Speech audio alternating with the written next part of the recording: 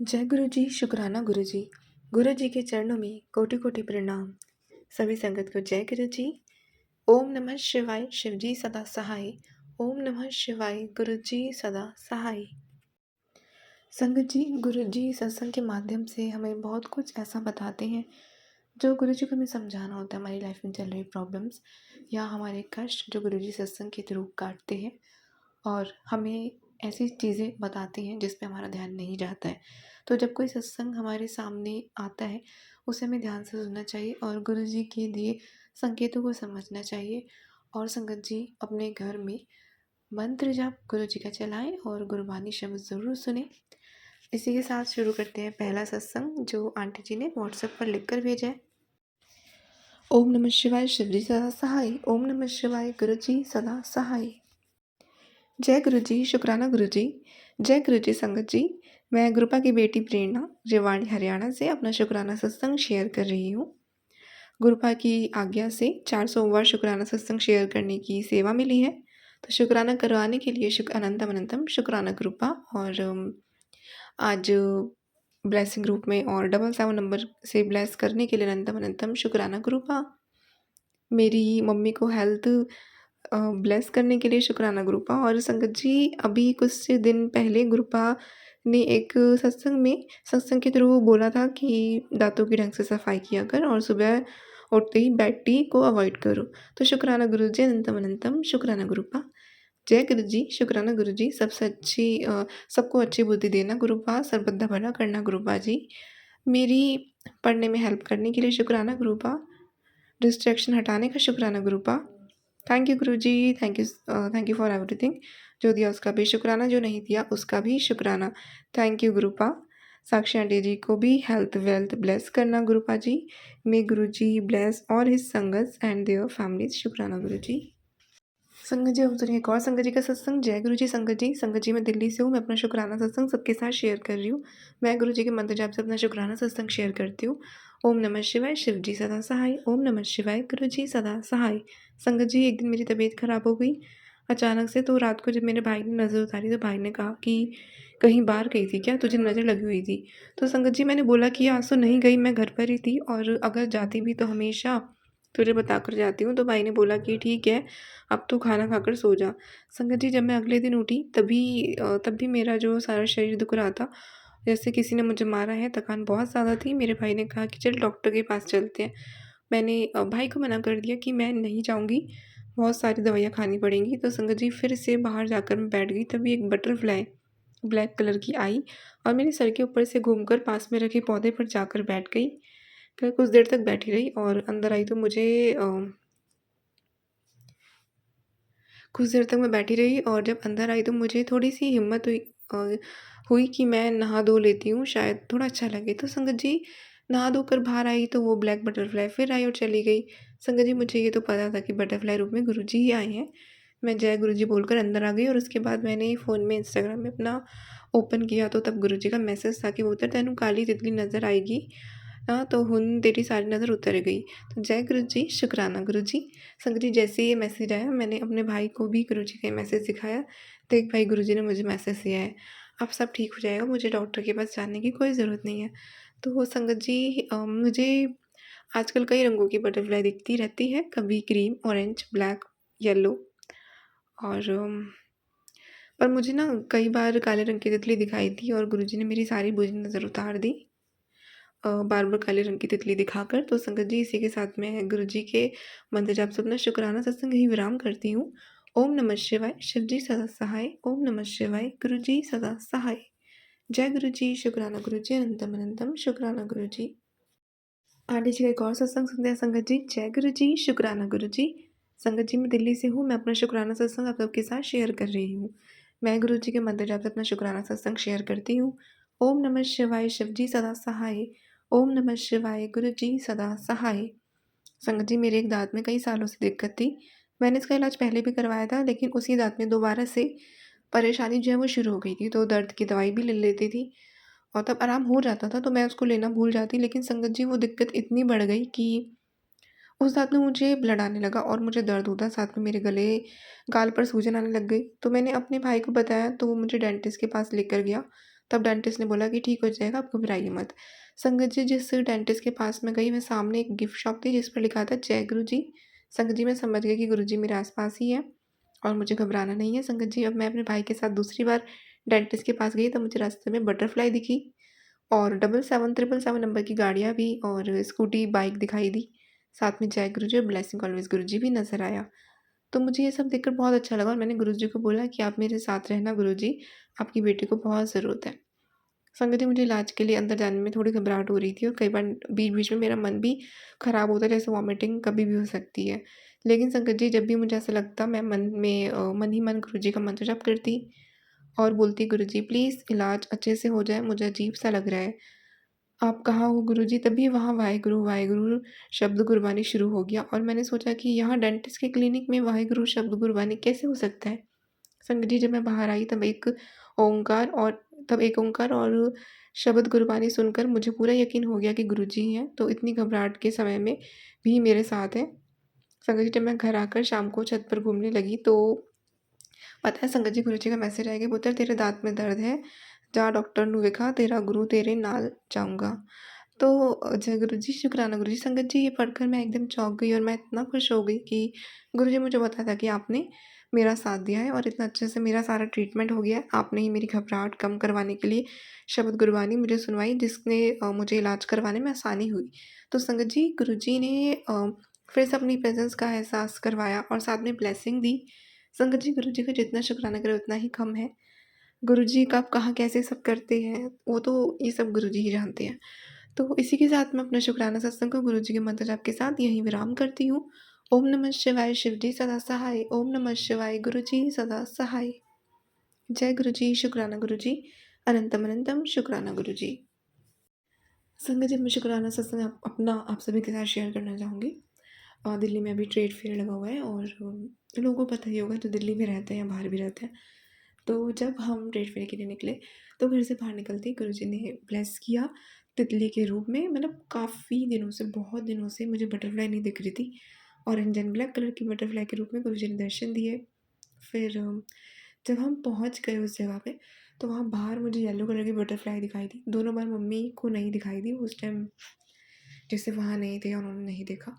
तो फिर जब हमने एंट्री की ना उस मेले में, ट्रेड फेयर में, तभी वहाँ एंट्री में गेट से हम एंटर हो चुके थे, चेकिंग हो चुकी थी।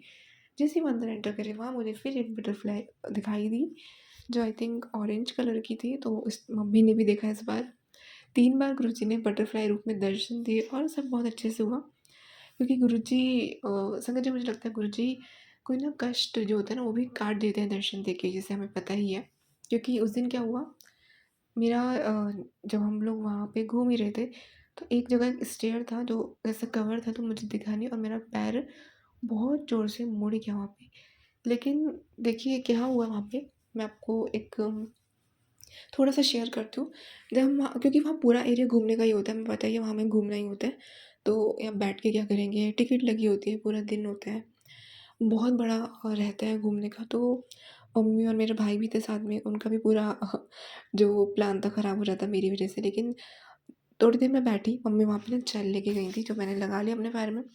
तो पेन था बट मैं चली के गई और फिर हम एक हॉल में गए ना, तो हम बैठे थे, तो वहाँ पे एक जो वहाँ पे रहते हैं स्टाफ, तो किसी ने बोला कि यहाँ पे आप फर्स्ट एड करा सकते हैं, है वहाँ पे पास में ही था। तो हम उस हॉल में गए अंदर ही, तो उन्होंने स्प्रे कर दिया और कुछ तो था नहीं, तो स्प्रे कर दिया दोबारा से, तो थोड़ा रेस्ट मिला। फिर हम घूमे, फिर एक जगह ना बॉडी मसाज जैसे देते हैं ना, तो वहाँ पे ना वो ट्रायल दे रहे थे। मतलब वो क्या होता है, एक चेयर पे बैठ जाओ, तो मम्मी ने बोला तू इसमें बैठ जा, डेमो भी दे रहे हैं, तो देख ले कि अपना रेस्ट भी आ जाए। तो मैंने वहाँ पे उस चेयर पे मैं बैठी, तो 4-5 मिनट उन्होंने वो डेमो दिया, तो उससे मुझे काफ़ी रिलीफ़ लगा। और उसके बाद थोड़ा हम घूमे, धीरे-धीरे मैं किसी तरह से चल रही थी। तो उसके बाद एक जगह और ना वो ना मसाजर लेके डेमो दे रहे थे, तो उन्होंने कहा ठीक है, हम पैर पे भी कर देता हूँ। जहाँ पे पैर मुड़ गया है, तो उन्होंने वहाँ पे उसको करा, तो उससे भी मुझे थोड़ा रिलीफ़ आया। मतलब इस पूरे सिनेरियो में, मतलब इसमें क्या हुआ कि बीच-बीच में जो ये सब हेल्प मिली ना, इसकी वज़ह से हम पूरा वो जो हमारा टाइम था उसको एन्जॉय कर पाए। मतलब हम घूम पाए जितना हम कर सकते थे। हाँ, थोड़ा पेन था या मैं धीरे चल रही थी, बट उतना दिक्कत नहीं हुई। कहीं न कहीं थोड़ी-थोड़ी हेल्प मिलती चली गई, नहीं तो फिर ऐसे वापस आना पड़ता शायद। तो शुक्राना गुरुजी, इसीलिए शायद गुरुजी ने वो बटरफ्लाई रूप में दर्शन दिए। और संगत जी, ये तो मेरा शुक्राना सत्संग जो मैं गुरुजी का शेयर कर रही हूँ, तो शुक्राना गुरुजी, थैंक यू सो मच गुरुजी। और ओम नमः शिवाय, शिव जी सदा सहाय, ओम नमः शिवाय, गुरुजी सदा सहाय। इसलिए हमेशा जब भी आप घर से बाहर निकलते हैं, सभी संगत को गुरुजी का नाम लेकर और उनसे बोलना चाहिए, गुरुजी आप ही लेकर चले और आपको ही लेकर आना है। तो संगत जी, एक सत्संग जो आंटी जी ने जैसे शेयर किया, एक बात और मैं शेयर करना चाहूँगी, जैसे कि कभी-कभी किसी को रहता है कि ये जो मैसेजेस आते हैं हमारे लिए होते हैं या नहीं होते हैं। तो देखिए, आंटी जी ने कितना ब्यूटीफुल सत्संग शेयर किया, और जैसे कि हमने सुना गुरुजी ने उनको बोला दाँत के दर्द के लिए, या फिर जो नज़र के लिए गुरुजी ने सत्संग सुनाया। तो ऐसा नहीं है कि मैसेज हमारे लिए नहीं होते, ये हमारी मानने के ऊपर है कि हम कितना गुरुजी पे बिलीव करते हैं। तो गुरुजी हमें हमारे अकॉर्डिंग, या जो मतलब हमारी लाइफ में जो चल रहा है, गुरुजी जो हमें सुनवाना चाहते हैं, वो सत्संग हमें ज़रूर भेजेंगे, वो मैसेजेस हमें ज़रूर भेजते हैं। और हर एक संगत के लिए एक ही मैसेज का अलग-अलग तरह से जवाब भी हो सकता है। तो उनके मैसेजेस पर विश्वास कीजिए, बाकी गुरुजी पर छोड़ दीजिए। गुरुजी पे भरोसा रखना है कि कुछ गलत नहीं होने देंगे। अगर कुछ ऐसा मैसेज भी आ रहा है, तो वो आपका कष्ट काट रहे हैं, बस पॉज़िटिव होकर चलिए, कुछ गलत सोचिए मत। गुरुजी अगर कोई आपको रास्ता दिखा रहे हैं, तो उसे फ़ॉलो कीजिए। बस हमें इतना ही करना है, बाकी हमारे हाथ में कुछ नहीं है, गुरुजी की है। जैसा कि मंत्र जाप हमें सुनना चाहिए, करना चाहिए, और शब्द गुरबानी हमें सुननी चाहिए, घर में चलाने चाहिए। अमृत वेला जो संगत संभाल सकते हैं, उन्हें ज़रूर संभालना चाहिए। तो हमें सिर्फ पॉज़िटिव होकर गुरुजी की संगत को यही काम करने हैं। संगत जी, सत्संग आपके जो आपको सत्संग पता चलता है, उसमें ज़रूर जाएँ। इसी के साथ संगत जी, अब हम अगला सत्संग सुनते हैं जो ऑडियो फॉर्म में हमें मिले हैं। जय गुरु जी, शुक्राना गुरु जी।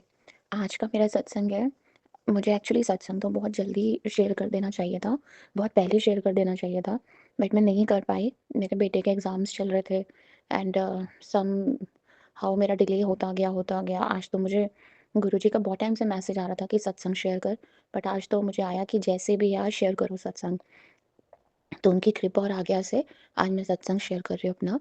कुछ मंथ्स पहले मुझे एक सत्संग गुरुजी का फ्लैश हो रहा था कि तेरी किचन में थोड़ा खतरा है, संभल कर रहना। So I just check my kitchen कि सब ठीक है, मतलब तो एवरीथिंग इज़ परफेक्ट। उस बात को हो गया थोड़ा टाइम, मैं भूल गई। उसके बाद मैं एक दिन रोटी बना रही थी, तो तवा मैंने एक रोटी बना के जैसे मैं बेटे को अंदर देने गई, तवा सिम पे था। जो गैस फ्लेम होती है वो सिम पे थी बिल्कुल। और ये आज से नहीं, मतलब काफ़ी साल से, जैसे हम शादी से पहले भी रोटी तो एटलीस्ट बना ही देते हैं, और शादी के बाद भी मतलब जैसे एक-एक करके गरम-गरम रोटी सबको मैं सर्व करती हूँ, जैसे अपने बेटे को स्पेशली। तो मैंने उसको चपाती देने के लिए अंदर गई और बर्नर मेरा सिम पे था एंड जब मैं वापस आई तो पूरे तवे पे आग लगी हुई थी। और वो इतनी ऊँची-ऊँची लपटें थी और ऊपर ही बिल्कुल मेरी शेल्फ़ थी, जिसके ऊपर रैक्स बने हुए हैं या जो हम अपना कंटेनर्स रखते हैं। तो लेकिन पता नहीं कैसे, क्यों, और मैं और मेरा बेटा घर पे अकेले थे। मुझे बिल्कुल भी डर नहीं लगा। मैंने बस गुरुजी का नाम लिया, वाहिगुरु, वाहिगुरु किया। जय गुरुजी कृपा करो, गुरुजी कृपा करो, और मैंने एक स्टील की प्लेट लेकर तवे के ऊपर उल्टी कर दी। तो उससे जितनी भी गैस ऊपर फ्लेम्स आ रहे थे, वो सब शांत हो गए। और फिर मुझे एकदम से फ्लैश हुआ कि गुरुजी ने कुछ टाइम पहले मुझे ये फ्लैश करा था कि किचन में संभल कर काम करना, लेकिन मुझे बिल्कुल भी कहीं पे भी कोई दिक्कत नहीं, चोट नहीं आई, डर भी नहीं लगा। और शुक्राना गुरुजी, आपने मेरी और मेरे बेटे की रक्षा की। बहुत बुरी तरह से वो लपटें उठ रही थी और आपने मुझे इतनी सद्बुद्धि दी, आपने मुझे इतनी समझ दी कि मैंने एक स्टील की प्लेट लेकर उस तवे के ऊपर उल्टा कर दिया उसको और वो आग वहीं पे ठंडी हो गई। तो बहुत, बहुत, बहुत शुक्राना गुरु बाप का। और मेरा दूसरा सत्संग है, मैं अपने बेटे को लेके वीकेंड पे जैसे हम मम्मा के घर जाते हैं, तो दिवाली पे मैं 1 वीक के लिए अपनी मम्मा के घर गई थी। तो थोड़ा-सा मेरी मम्मा डिस्टर्ब चल रहे थे, तो थोड़ा सैड एंड थोड़ा-सा, पता नहीं, कई बार बड़े लोग होते हैं, थोड़ा मूड स्विंग हो जाता है या ऐसा, बट कुछ है नहीं कि कोई दिक्कत हो, पता नहीं क्यों थोड़ा अपसेट से थे। तो तुम मेरी बात नहीं सुनते हो एंड ऑल दैट, तो गुस्सा करके अपने रूम में थे। तो मैंने उन्हें फिर ऐसे बोला, मैंने कहा मम्मी, आप इतनी टेंशन क्यों लेते हो? रिलैक्स रहा करो, अपना खाया पिया करो, खुश रहा करो, एन्जॉय करो अपनी लाइफ़ को। जो है जैसा है वो बदलता नहीं है, बट आप अपने आप को हैप्पी रखो। तो मैं उनको ऐसे ही कंसोल कर रही थी। तो रात को जब मैं अपने रूम में आने लगी, तो मैंने मम्मा को बोला कि मम्मा देखना, गुरुजी आपको बहुत जल्दी दर्शन देंगे। बस ये कहकर मैं अपने रूम में आ गई। और एज़ यूजुअल जैसे मैं पहले कीर्तन सोहिला का पाठ गुरुजी की कृपा से सुनती हूँ, और क्योंकि रात की बानी होती है सिखिज़्म में कीर्तन सोहिला का पाठ, तो हम वो रात को हमारा रूटीन होता है कि हम सुन के सोते हैं। उससे घर में पहरा लग जाता है और दुःख तकलीफ़ नहीं आते। एंड उसके बाद फिर मैं अपना सत्संग लगा लेती हूँ।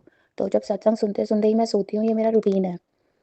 और कई बार एनर्जी लेवल बिल्कुल लो चला जाता है या नेगेटिव हो जाता है, तब कई बार नहीं सुन पाती, और अदरवाइज़ मुझे यही होता है कि सत्संग लगाकर मैं सुनते-सुनते सो जाती हूँ।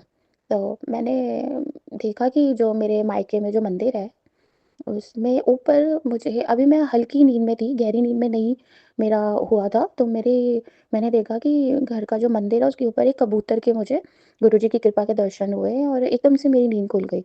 जैसे मैंने आइज़ ओपन करी, मुझे कुछ समझ नहीं आया, उसके बाद मैंने करवट लेके अगेन मैं अपना सो गई। और मॉर्निंग में जब हम उठे तो अ, अभी शायद हम सब उठे ही थे, अभी हमने कुछ ऐसा चाय वगैरह कुछ नहीं लिया किसी ने, सब उठे ही थे, बच्चे भी, मम्मा, ब्रदर, भाभी। तो सडनली मेरी भाभी ने बोला कि इतनी तेज़ फ्रेग्रेंस कैसे आ रही है घर में? क्योंकि हमारा स्क्वायर में घर है, तो वो दरवाज़े वगैरह सब बंद थे, जैसे एसी ऑन ऑफ हो रहा था उन दिवाली डेज़ में।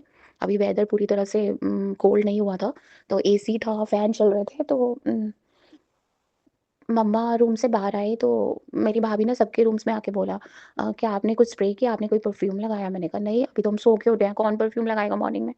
तो करते-करते जब हम घर के सेंटर में आए, स्पेशली मेरे ब्रदर भाभी के रूम के बाहर, इतनी तेज़ वहाँ पे गुरुजी की फ्रेग्रेंस थी।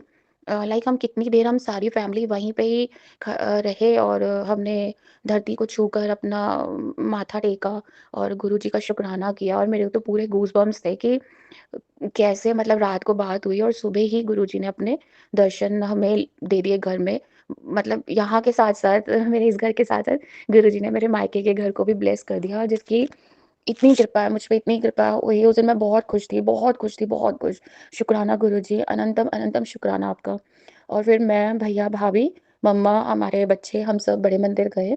वहाँ दिवाली के बाद जो सैटरडे आया था, आई थिंक सैटरडे और संडे जो भी डे था मुझे याद नहीं आ रहा, तो हम गुरुजी के मंदिर गए और इतने इतने ब्लेसफुल मन दर्शन हमें हुए। सबसे पहले जब हम अंदर जाने लगे तो उन्होंने हमें वहीं पे बिठाया, सबको चाय पिलाई, और उस दिन मेरे थ्रोट में बहुत पेन था।